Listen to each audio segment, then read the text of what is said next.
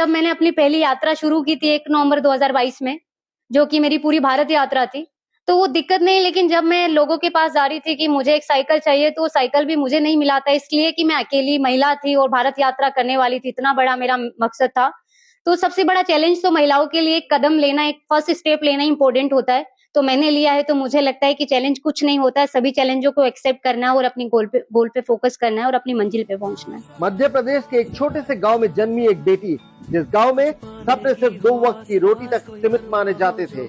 महज 2 साल की उम्र में पिता का साया सिर से उठ गया। माँ ने मजदूरी कर परिवार संभाला।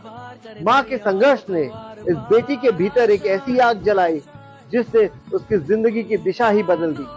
ये कहानी है राष्ट्रीय एथलीट, राष्ट्रीय पर्वतारोही और राष्ट्रीय सोलो साइकिलिस्ट आशा मालवी की। आशा कहती है कि देश की लाखों करोड़ों महिलाएं आज भी घर से बाहर निकलने में डरती हैं। उनके सपनों को सबसे पहले रोकता है उनका डर, और उसी डर को हराने के लिए उन्होंने खुद एक ऐसा सपना चुना जो हर बेटी के लिए प्रेरणा बन सके। मैं एक छोटे से गांव से बिलोंग करती हूँ, जो कि मध्य प्रदेश के राजगढ़ डिस्ट्रिक्ट में एक नाटाराम करके विलेज है, और बहुत ही छोटा गांव है, जहाँ सपने सिर्फ मतलब होता है कि कमाना है, खाना है। और मेरी सिंगल मदर है। मेरे पेरेंट्स में सिर्फ मेरी माँ है जो मजदूरी करती है। मेरे फादर ने, जब मैं 2 साल की थी तो मेरे पिताजी की डेथ हो गई थी।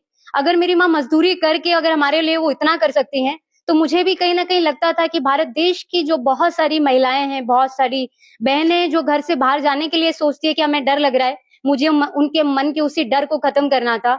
और उनके सपनों के लिए, जैसे मैं अपना सपना पूरा कर रही हूँ, उनको बताना था कि आप घर से बाहर निकलो और अपना सपना पूरा कीजिए। अब तक 8,170 किलोमीटर की इस ऐतिहासिक सोलो साइकिल यात्रा की शुरुआत भारत के पश्चिमी राज्य राजस्थान की राजधानी जयपुर से हुई थी।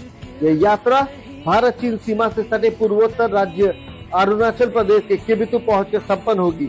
मगर इस सफर का उद्देश्य केवल अपनी मंजिल तक पहुंचना नहीं, बल्कि देश भर की लाखों महिलाओं तक ये संदेश पहुंचाना है कि डर को हरा कर अपने सपनों की ओर पहला कदम बढ़ाइए। अगर इरादे मजबूत हो तो कोई भी मंजिल असंभव नहीं होती। ये यात्रा खत्म जरूर होगी, लेकिन पीछे छोड़ जाएगी साहस, आत्मविश्वास और नारी शक्ति की ऐसी मिसाल जो आने वाली पीढ़ियों को अपने सपनों के पीछे दौड़ने का हौसला देती रही। और इसी हौसले और जज्बे को सलाम करते हुए तिनसुकिया जिला प्रशासन की ओर से IAS अधिकारी खुशी कनेरिया ने सर्किट हाउस में आशा मालवी का अभिनंदन किया, और इसके बाद आशा ने अपनी सोच, इरादे और मन की बात सबके साथ साझा की। राज्य का, तिनसुकिया डिस्ट्रिक्ट का, और यहाँ के DC सर का, SP सर का, और आप सभी मीडिया कर्मी का बहुत बहुत धन्यवाद। मेरा नाम आशा मालवी है और मैं मध्य प्रदेश के एक छोटे से गांव से बिलोंग करती हूँ। मैं स्पोर्ट्स में एक नेशनल एथलीट हूँ, नेशनल माउंटेनियर हूँ और एक नेशनल सोलो साइकिलिस्ट हूँ।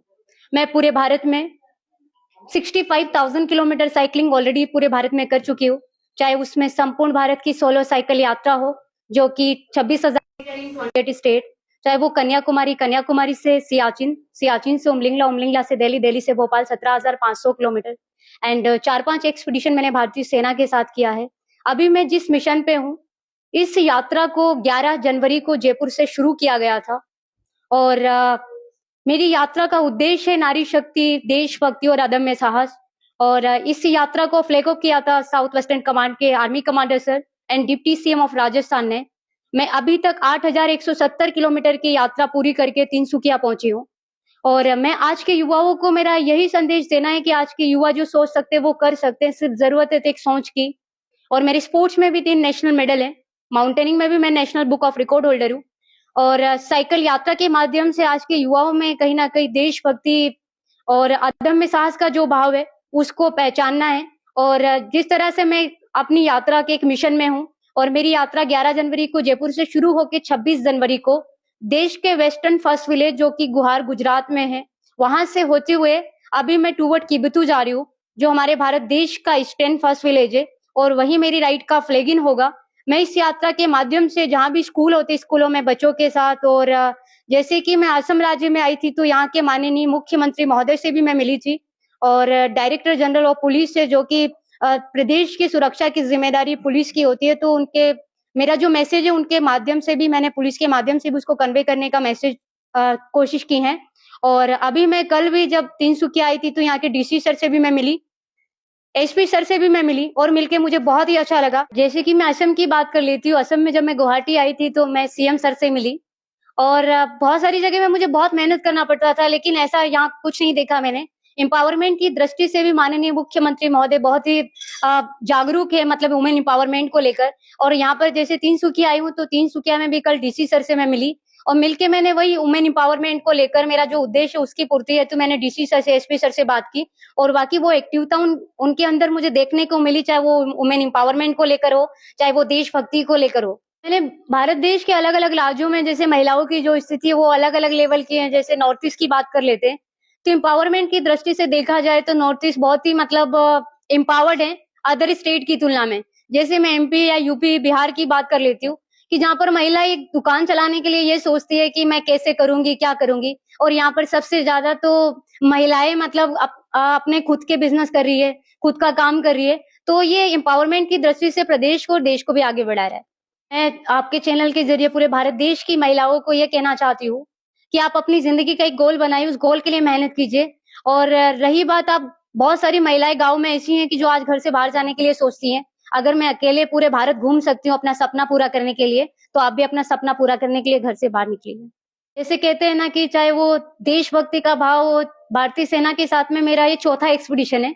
इससे पहले मैं 3 यात्राएँ ऑलरेडी भारतीय सेना के साथ कर चुकी हूँ, उसमें कन्याकुमारी, कन्याकुमारी से कारगिल, कारगिल से सियाचिन, सियाचिन से उमलिंगला जो वर्ल्ड का हाईएस्ट मोटरेबल पास है, वहाँ से रिजांगला एक वार मेमोरियल है वहाँ से दिल्ली, दिल्ली से भोपाल।